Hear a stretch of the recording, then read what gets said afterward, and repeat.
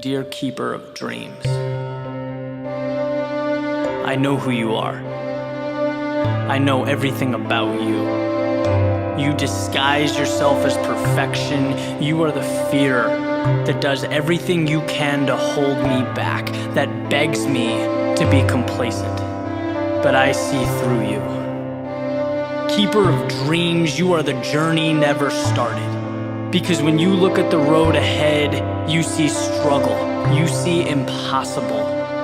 You don't see the opportunity or the reward, but I do. Keeper of dreams, you are the voice in the back of my head that constantly reminds me conformity would be easier, that forfeiting greatness would lift a tremendous burden off of my shoulders. But I live for that burden. Keeper of dreams, you are the odds, telling me that I am only one in a world of 7 billion, that someone else will achieve it, create it, make it happen. But if there must be one, it can and will be me. Keeper of dreams, you are the voice of supposed rationality, warning me that I'm wandering into an area I know nothing about, that I should wait, that I'm not an expert, that I'm not good enough. But I have always believed that learning as you go is better than not going at all. One day, keeper of dreams, I will not know you. I will have left you behind, outrun your grasp. See, because what I'm trying to do doesn't leave me time for you. Greatness doesn't come from following the path made by the crowd. It comes from the relentless carving out of your own.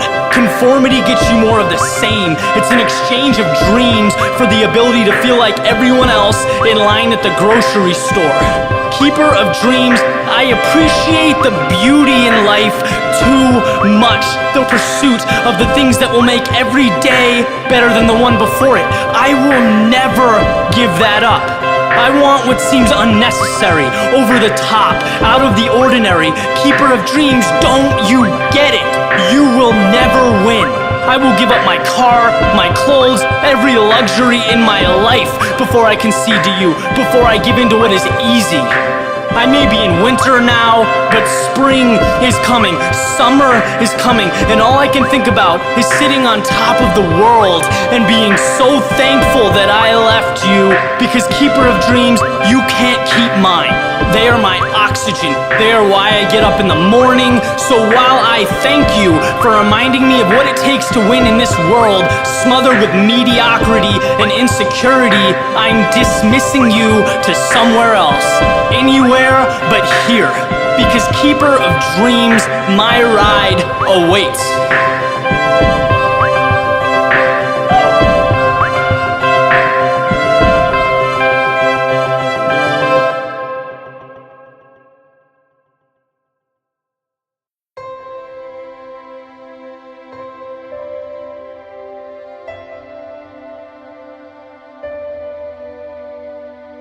There's an old business fable about commitment. First time I heard it was years ago. I was watching a video of Dartmouth's rowing coach. He was telling a story to inspire his team. And basically in this story, there's a father, there's a son, they're sitting down at breakfast, and the son says, "Dad, I'm learning about commitment versus contribution in school, right? I'm trying to grasp it, but I can't quite understand the difference." Father thinks about it for a minute. He says, "Look down at your plate. What do you see?" Boy says, "Ham and eggs." Father says, "Well, that chicken made a contribution to your breakfast. That pig made a commitment." He then goes on to tell his team to row like pigs. And that simple metaphor created a foundation for everything that's come through my life since then. Right? In anything we do, there's the option to go all in or to walk the line, to hedge your bets. And people so often leave or quit when something becomes difficult because there's another door they've left open, right? There's an easier way, an escape route. But let me ask you this. Do you think if it was a life or death situation, right? Say you needed water to survive, Would you give up after looking for 3 hours and coming up empty-handed? Of course not. You'd keep looking because life depended on it, right? There's no other options available. There's this old saying that if you want to take the island, burn the ships. Commit. And it's not until you do this that things truly begin to change, that progress is made at the highest level. You simply cannot tiptoe to success. You can't sneak up behind it. You have to own it, right? Go after what you want like the world is on fire, like your universe revolves around making this happen. I have never, in my 28 years of existence, seen a lion walk up to a gazelle and hope that it falls over, right? It attacks it with everything that it has. Speed, strength, tenacity.